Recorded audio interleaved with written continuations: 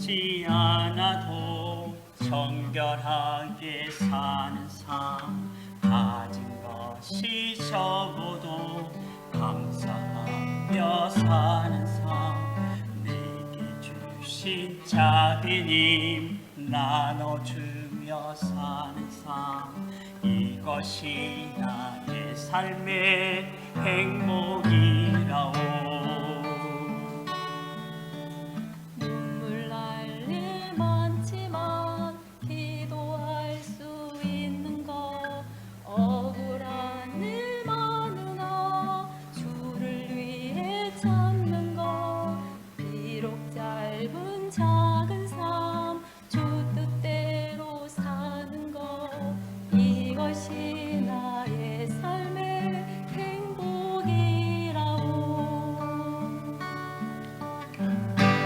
이것이 행복이라오. 세상엔 알 수 없는 하나님 선물, 이것이 행복이라오.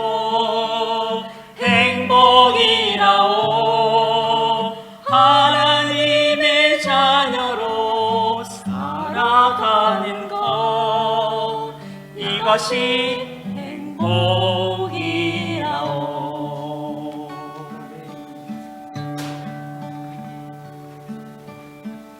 하려 하지 않아도 정결하게 사는 삶,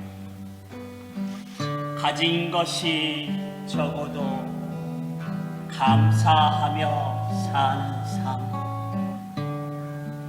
내게 주신 작은 힘 나눠주며 사는 삶, 이것이 우리의 삶의 행복이라오. 눈물 날 일 많지만 기도할 수 있는 것, 억울한 일 많으나 주를 위해 참는 것, 비록 짧은 작은 삶 주 뜻대로 사는 것, 이것이 나의 삶의 행복이라오. 이것이 행복이라오. 세상은 알 수 없는 하나님 선물, 이것이 행복이라오.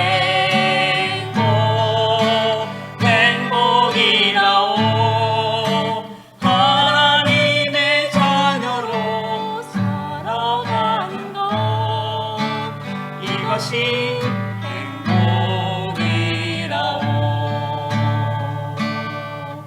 이것이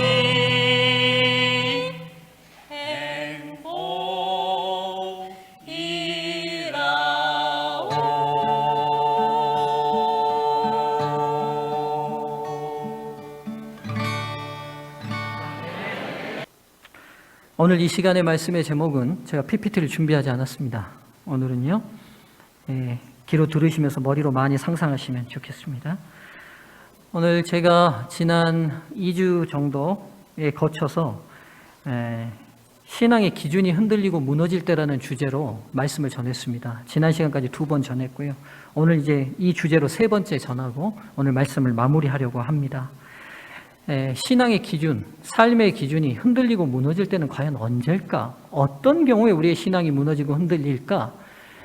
그래서 우리가 출애굽기 32장에 있는 금송아지 우상숭배 사건을 통하여 사람이 과연 언제 우리의 가치관이 무너지고 흔들리게 되는지를 찾아봤습니다. 지난 2번째 시간을 좀 복습해 볼게요. 첫 번째 경우는 성도의 기준이 흔들리고 무너질 때는 자연스러운 의식의 흐름에 맡겨버릴 때라고 말씀드렸어요. 다시 말하면 생각이 게을러질 때, 우리의 사고가 끊임없이 더 높은 표준과 더 높은 가치관과 더 분명한 하나님의 말씀의 양심의 척도를 당하여 의식하지 아니하면 자연스럽게 우리의 죄된 사고로 흘러가 버린다고 말씀을 드렸습니다. 두 번째는 어떤 경우에 생기는가? 성도의 기준이 무너질 때는 다수의 생각과 행동에 우리가 휩쓸려 버릴 때, 2주 전의 말씀입니다. 여러분 한번 다시 기억을 새롭게 해봤으면 좋겠어요. 우리가 많은 사람이 하면 그게 옳은 것이고 그게 선인 것처럼 착각하기 쉽고, 그 다수에게 편승돼서 내 양심도 내 가치관도 따라가기 쉽습니다. 그렇게 될 때 우리가 무너진다고 말씀드렸어요. 오늘은 가장 중요한 세 번째 원인을 말씀드리려고 합니다. 먼저 오늘 세 절의 말씀을 찾을 겁니다. 이렇게 하겠습니다. 여기 두 의석에 앉아 계시는 성도님들께서는 출애굽기 19장 8절을 찾으십시오. 그리고 여기 가운데 두 의석에 계시는 분들은 24장 3절을 찾으십시오. 그리고 여기 두 쪽과 청년들은 24장 7절을 찾으십시오. 2층은 출애굽기 19장 8절을 찾으십시오. 자, 다 찾으셨으면 제가 처음부터 불러준 성절들을 합쳐서 함께 읽겠습니다. 자, 출애굽기 19장 8절 다 찾으셨죠? 자, 2층과 여기 첫 번째, 두 번째 좌석에 앉아 계신 성도님들 목소리를 합쳐서 봉독하겠습니다. 시작.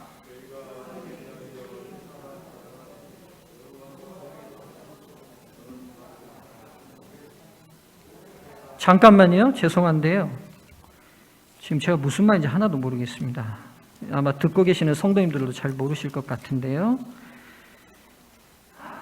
출애굽기 19장 8절입니다. 제대로 찾으셨죠? 자, 제가 시작하면 2층도 목소리에 힘을 더해 주시면 좋겠습니다. 시작.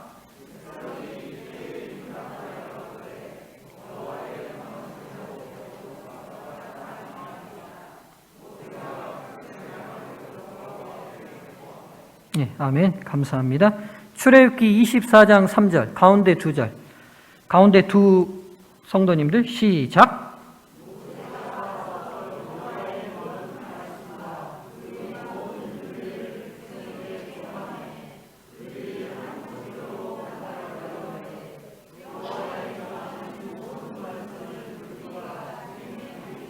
아멘. 감사합니다. 이제 나머지 성도님들 24장 7절입니다. 시작.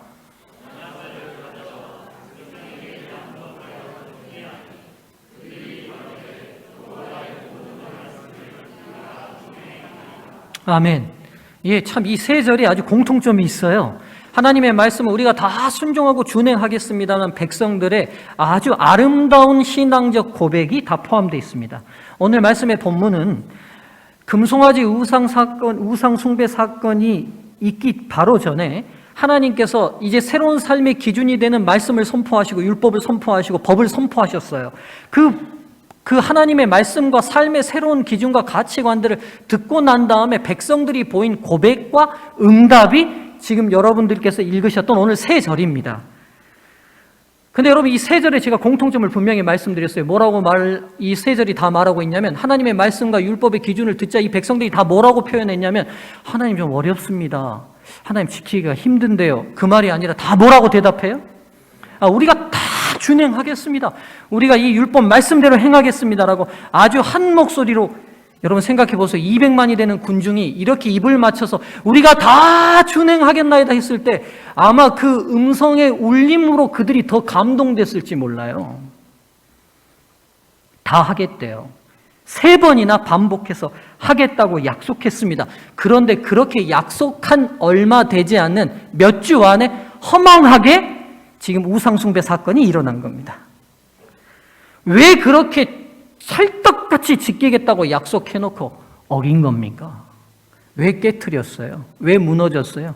1년이 간 것도 아니고 2년이 간 것도 아니고 들은 지 몇 분 되지도 않고 그 다음에 바로 즉각적으로 대답하고 몇 주 되지도 않아서 바로 그 하나님, 그 말씀을 주신 하나님이 시내산 위에 임재해 계시는데 거기서 불과 구름 속에 임재해 계시는데 그 앞에서 우상숭배를 했어요. 왜 이들의 약속은 이렇게 허망하게 무너진 겁니까? 우리가 앞에 두 번의 말씀을 통해 그 원인들을 찾았어요. 약속합니다. 근데 쉽게 약속이 잘 깨져요. 어느 부부가 있었대요. 부인이 가만 생각해 보니까 이 남편하고 결혼한 게 후회스러운 거예요. 결혼하기 전에는 새끼손가락 꼴고 도장 찍으면서 약속을 엄청 많이 하더라는 거예요. 내가 당신과 결혼만 하면 어떻게 해주겠다. 손에 물 안 대게 해주겠다.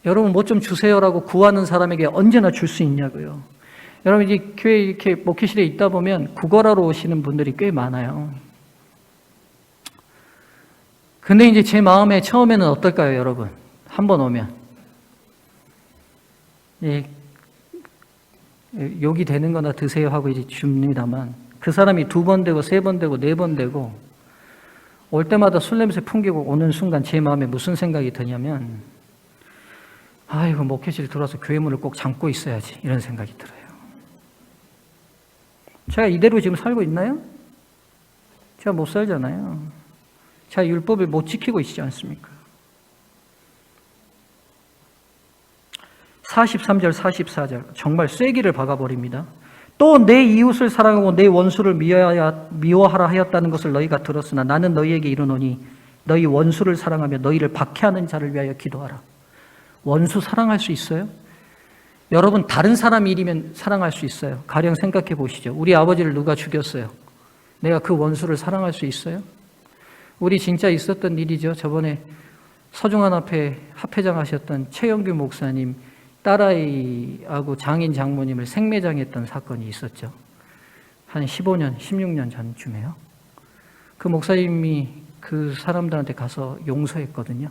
직접 만나서. 그 아이가 초등학생도 들어가지 않는 유치원 아이였는데 그 악한 사람들이 강원도에서 장인 장모님 딸아이가 탄 차를 납치하고 산에 생매장을 했었어요. 굉장한 문제, 사회적으로 큰 이슈가 됐죠. 근데 그 목사님이 그 죄수들을 만나서 용서하셨거든요. 근데 이제 가끔 생각해봐요. 그게 내 일이라면 이게 가능한가? 여러분 가능합니까? 여러분 산상보훈을요 아주 주의 깊게, 이 율법을 지금 선포하신 하나님이 율법을 다시 우리에게 해석하신 이 부분을 아주 주의 깊게 읽다 보면요, 여러분과 제 마음에 무슨 생각이 딱 들어야 하냐면, 요즘 말로 넘사벽이 느껴져야 돼요. 넘을 수 없는 벽이라고 딱 느끼셔야 돼요. 죄송한데 만일 여러분이 산상보훈을 읽으시고도 나 이거 할 수 있어 라든지 부주의하게 읽으셨다면 여러분 이 말씀이 여러분 마음에 답답하지 않으셨을 거예요. 근데 진짜 기도하는 마음으로 이 말씀 천천히 읽어보면 가슴이 꽉 막혀야 돼요. 중치가 꽉 막혀야 된다고요. 이래야 천국 간다고 말씀하시거든요. 그럼 도대체 누가 천국 갈 수 있는 거예요? 목회를 20년 해도 구걸하러 오는 사람 2번만 3번만 와도 짜증나는 내 이 마음 가지고 내가 어떻게 하늘 가요? 산상보훈을 주의 깊게 보면 내 가슴이 딱 막혀요, 여러분.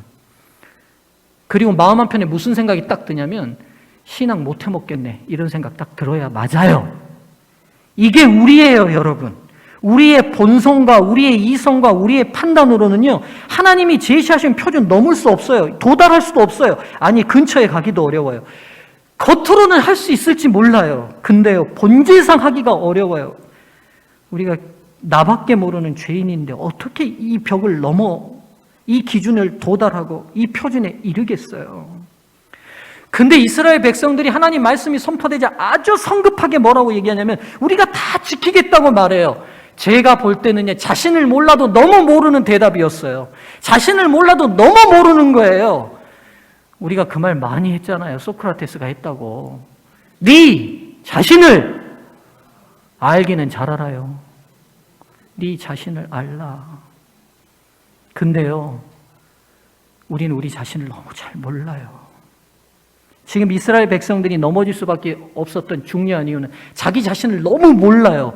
그리고 자기 자신을 모르다 못해 자기 자신을 너무 믿어요. 어떻게 믿어요? 이거 지킬 수 있을 거라고, 해낼 수 있을 거라고, 성취할 수 있을 거라고, 시도하고 노력하면 할 수 있다고, 인간이 이룬 업적을 보라고, 불가능한 건물들을 세우고 불가능한 다리 놓고 토목해대고 이 세상에 새로운 농법들 자꾸 만들어내서 인간이 누리는 이 거대한 문명들을 보라고. 그래서 우리 할 수 있다고. 자신을 너무 믿어요. 근데 여러분, 실상 우리가 주의 깊이 하나님의 말씀에 주목해서 다시 보면 우리가 지킬 수 없는, 넘지 못할 벽이라는 거 느끼고 가슴에 벽을 느끼게 될 수밖에 없습니다. 이들이 무너졌던 중요한 이유 중에 하나는 자신을 향한 과도한 믿음 때문에 넘어진 거예요. 본교 주석은요, 이 부분을 이렇게 해석하고 있어요. 설명하고 있습니다. 들어보세요. 의심할 여지 없이 이스라엘 백성들 편에서 순종에 대한 하나님의 부르심에 응하려는 고상한 욕망이 있었음에도 불구하고, 무슨 말이냐? 이 말씀대로 정말 해보고 싶은 고상한 욕망이 있었대요. 우리도 신앙할 때 그렇게 있지 않나요? 말씀 드릴 때 있지 않아요? 나 진짜 그렇게 살 거야. 나 살 수 있어. 살아보고 싶어라는 순수한 욕망이 우리한테 일어나잖아요. 진짜 이기심 없이 살아야지. 진짜 남에게 정직하게 살아야지. 성실하게 살아야지. 오늘 교과를 들으면서도 그런 결심 생기지 않아요? 이스라엘 백성들은 그랬다는 거예요. 하나님의 말씀 앞에 고상한 욕망이 생겼대요. 그런데 그들은 자신에 대해서 잘 알지도 못하고, 또한 자신들에게 하나님의 율법을 지킬 능력도, 그 계약에서 자신들의 몫을 이룰 능력도 없음을 깨닫지 못한 채 언약 관계에 들어갔다. 자신을 너무 몰랐고 자신을 너무 믿었대요. 속임을 당하는 많은 사람들처럼 이루기 위해서는 시도하면 된다고 그들은 생각했다. 여러분, 이게 굉장히 중요한 말인데, 누가 누구를 속였어요? 자기가 자기를 속였어요. 세상에서 가장 무서운 속임이 뭔지 아세요, 여러분? 자기가 자기를 속이는 거예요. 내가 믿음 있는 것처럼, 구원받은 것처럼, 이룰 것처럼, 할 수 있는 것처럼, 남보다 좀 더 나은 사람처럼, 어쩌면 그것이 우리가 우리 자신을 속이고 있는 사단의 덫에 붙들려 있을지 모릅니다. 그렇다면 하나님께서 이스라엘 백성들과 신앙인들이 지킬 수도 없는 율법의 기준과 말씀의 목표를 왜 주신 겁니까? 이룰 수도 없는데요. 결코 하나님께서 도달할 수 없는 기준을 우리에게 주신 겁니까? 아니면 우리가 도달할 수 있습니까, 여러분? 예? 이제 제가 너무 길을 죽여놔가지고 대답을 못 하시네요. 여러분, 하나님께서 주신 이 삶의 목표와 기준, 우리가 도달할 수 있습니까? 아니면 도달할 수 없는데 주신 겁니까? 예, 도달할 수 있다. 도달할 수 없다. 요즘 바쁘다.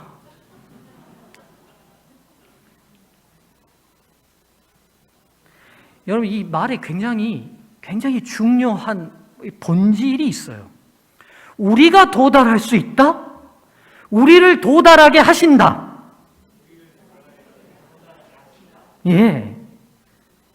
다시요. 하나님께서 우리의 삶의 기준으로 주신 이 거룩한 삶의 성경적 말씀의 표준은 우리가 도달할 수 있다. 우리를 도달하게 하신다. 맞습니다.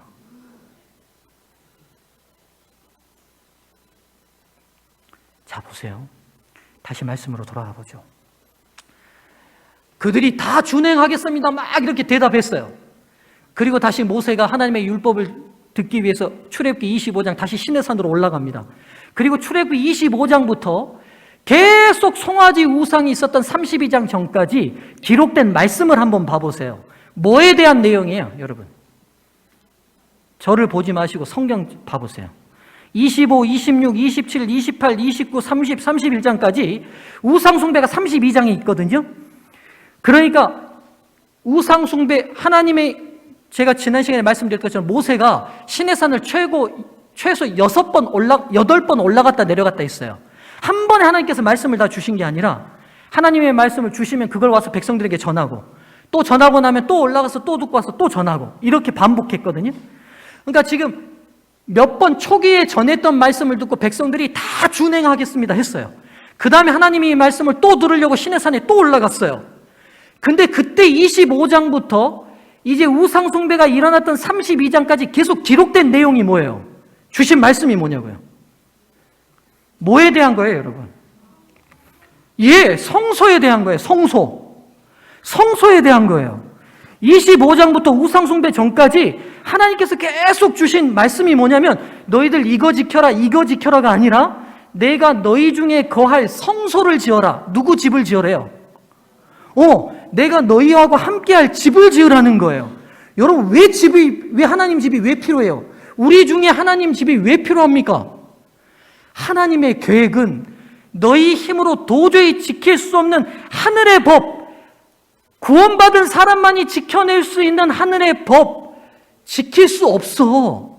그러니까 내가 너희 중에 함께 하면서 지키게 해 줄 거야. 이거잖아요. 그래서 하나님이 하신 많은 율법의 내용은 뭐 지켜라 마라가 아니라 그들 중에 거할 하나님의 집 성소를 짓는 내용으로 가득 차 있어요. 가득 차 있어요. 너희 힘으로 지킬 수 없어. 불가능해. 안 돼. 여러분, 다시 태어나지 않고는 불가능해요. 지금 우리 상태로는 절대로 못 지켜요. 왜 못 지키냐? 이유가 있어요. 본질이 다른데 어떻게 지켜요? 우리는 이기적이잖아요. 나만 알잖아요. 나 중심적이잖아요. 세상이 나 중심으로 돌아가잖아요. 여러분들 떡 뭐 좋아하세요? 서중환 교인들. 팥떡 좋아하시잖아요. 우리 송이는 팥떡 제일 싫어요. 애들은 팥떡 안 좋아해요. 근데 서중환 교회는 팥떡만 많이 해.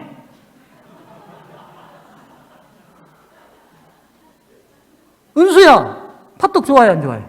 안 좋아한다잖아요. 또 물어볼까요? 서연아, 팥떡 좋아해 안 좋아해? 팥떡이 뭔지도 몰라요, 쟤는. 중학생 시은아, 팥떡 좋아해 안 좋아해? 안 좋아해요. 제가 여론조사 다 한 거예요, 이거. 근데 어른들은 할 때 팥떡만 해. 여러분, 이게 나쁘고 좋고의 문제가 아니라 우리의 삶의 방향성이라는 게 뭐냐면 언제나 나 중심이라는 거예요. 근데 하늘의 법은 내가 죽는 게 하늘의 법이에요. 내가 죽어서 당신을 살리겠다는 게 하늘의 법이에요. 내가 죽어서 당신을 행복하게 할 수 있다면 그게 내 행복이 하늘의 법이잖아요. 근데 어떻게 우리가 하늘의 법을 지켜요? 떡을 해도 팥떡만 하는데. 제가 식혜를 좋아하거든요. 우리 애들이 저희 어머니가 식혜를 좀 달게 하면 먹고 달게 안 하면 안 먹어요. 애들이 안 먹으면 제 마음 안에 어떤 마음이 드는지 아세요? 좋아요. 내가 좋아하는 걸 안 먹었어.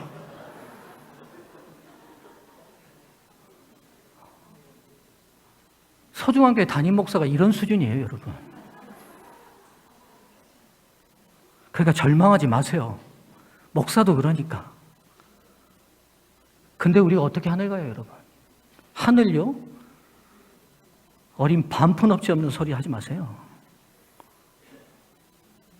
하늘 못 가요, 우리 여러분. 우리가 어떻게 하늘을 가요? 하늘이 어떤 곳인데요? 하늘 보좌를 다 버리고 자기 목숨까지 내 것인 예수 그리스도가 사시는 곳이에요. 죽어야 가는 곳이에요. 근데 어떻게 해요? 그래서 여러분, 완전히 죽어서 다시 태어나지 않고는 불가능한 거예요. 내가 주님 안에서 다시 재창조돼야 되는 거예요. 이제 삶의 본질과 방향과 모든 것들이 다시 재세팅돼야 돼요. 과거의 이기적이고 나 중심적인 것은 그리스도 안에서, 물 안에서 죽고 그리스도가 내 안의 주인으로 다시 살아나는 거예요. 기독교는 그래서요, 놀라운 복음이에요. 생명의 복음이에요. 사람을 살리는 복음이에요. 이 인류를 유일하게 회복시킬 수 있는 복음이에요. 여러분 생각해 보세요. 남 위에서 사는 사람들만 사는 세상에 어떻게 행복하지 않을 수 있어요? 그렇잖아요. 오늘 그래서 너희 힘으로 지킬 수 없어. 예수님이, 하나님이 아셔요. 그래서 너희 중에 내가 들어와서 같이 있을 거야.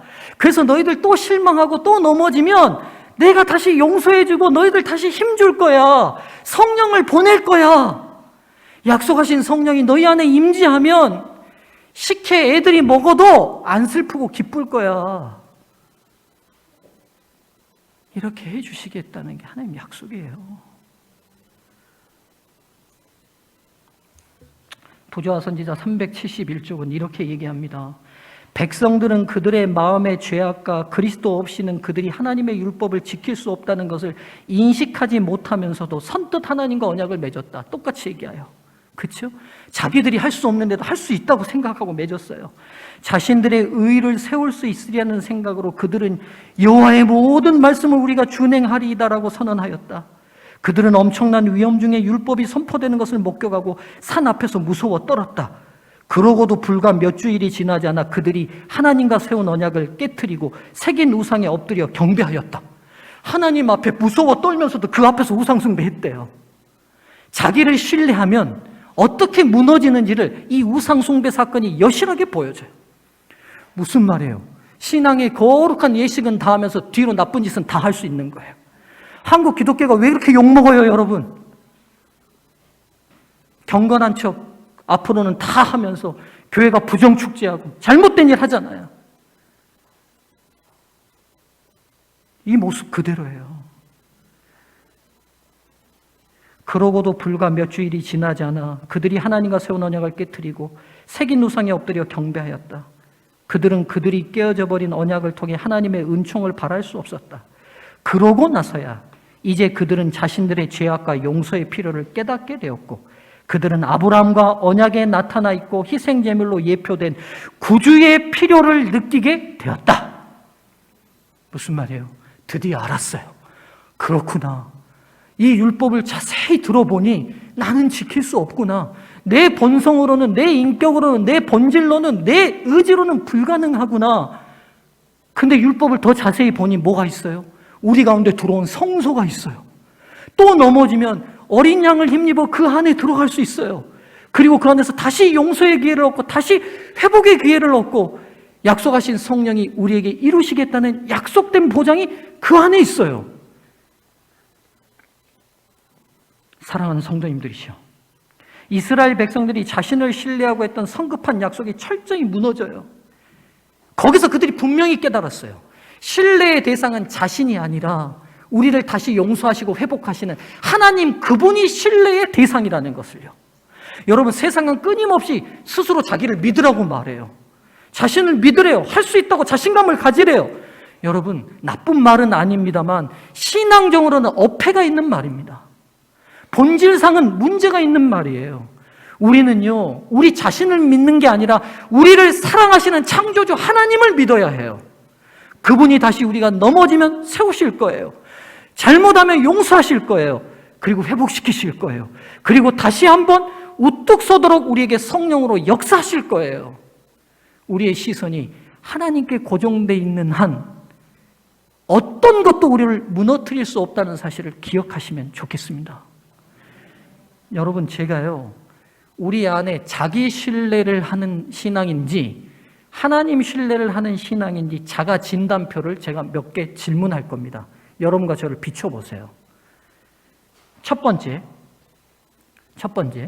나는 내 의견과 판단이 늘 옳다고 생각한다. 손 드시 마세요. 나는 그런 성향이 좀 강하다. 이건 여러분 자기 신뢰가 강한 신앙을 하고 있는 거예요. 나는 내 생각과 내 판단이 늘 옳다고 생각한다면 나는 자기 신뢰가 강한 거예요.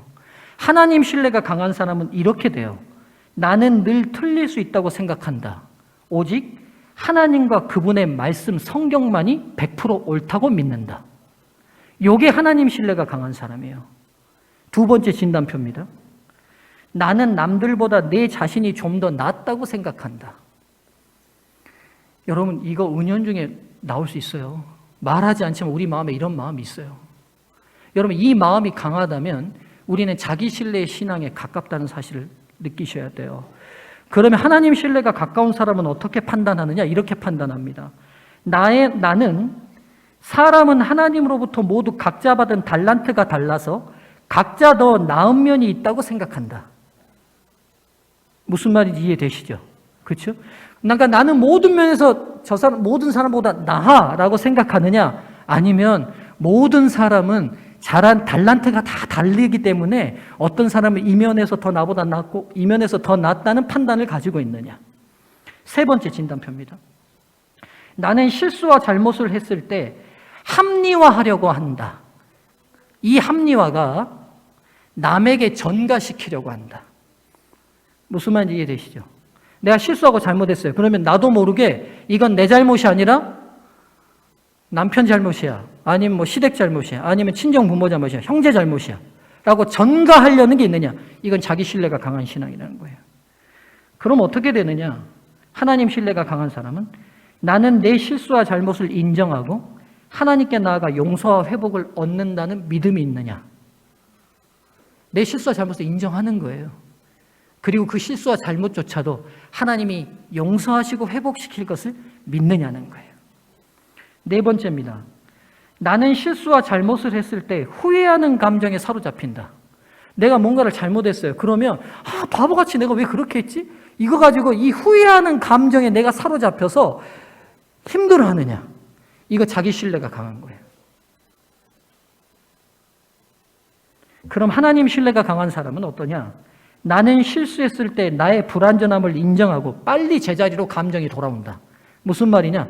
실수했어요. 엉뚱한 잘못했어요. 그런데도 나는 불완전하잖아. 그래서 원래의 평상심으로 빨리 회복하느냐. 마지막 5번째입니다. 나는 남의 도움을 받을 때 불편하다. 남이 내 일을 돕거나 뭘 도와주려고 하거나 선물을 하거나 하면 불편해. 이거 자기 신뢰가 강한 사람들이에요. 하나님 신뢰가 강한 사람은 어떻게 생각하느냐? 나는 남의 도움을 하나님의 선물로 생각한다. 누군가 여러분에게 호의를 베풀고 따뜻하게 대할 때 그 사람이 나에게 준 은혜로 생각하는 게 아니라 하나님이 저 사람을 통해서 나에게 주신 선물로 생각하냐는 거예요. 성도님들이 오늘 안식일 예배가 마치고 집에 돌아가시면 이 5가지 질문들을 여러분에게 한번 던져보셨으면 좋겠어요. 설교를 정리합니다. 우리가 그리스도인으로서 율법과 말씀의 조항을 어겼을 때 그때 그 자간을 어겼을 때 무너지는 게 아니에요. 여러분, 안식일 날 안식일 예배를 빠지고 우리가 거짓말을 하고 그 하지 말라는 율법의 조항을 어겨서 무너지는 게 아니라 그리스도를 전적으로 신뢰하는 믿음이 없을 때 무너지는 거예요. 그리스도를 바라보고 그분 안에 용서와 회복이 있다는 사실을 굳건히 붙드는 한 우리는 결코 넘어지거나 쓰러지지 않습니다. 이게 하나님께서 약속하신 원리입니다. 말씀을 정리합니다. 성도의 기준이 무너질 때는 자신을 신뢰할 때 일어납니다. 바라기는 소중한 모든 성도들이시여, 믿음의 주여 온전케 하신 인 예수를 바라봅시다. 말씀을 마치겠습니다.